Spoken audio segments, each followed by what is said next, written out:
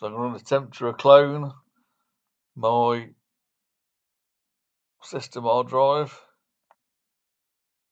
I'll clone it to this 250 gigabyte. Hopefully there's enough room on it. Seems that they're equal.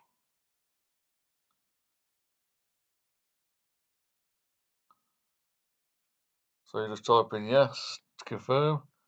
Let me just double check that actually. So Barracuda to a USB connected hard drive, that's right. Don't want the NVMe, don't want to copy over itself. So source, target, clone. Can't get any simpler than that.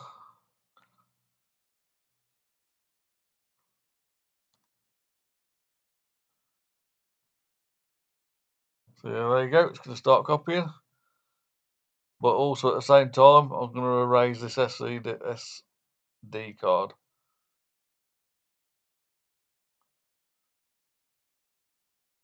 It's brilliant, you can do more jobs than one.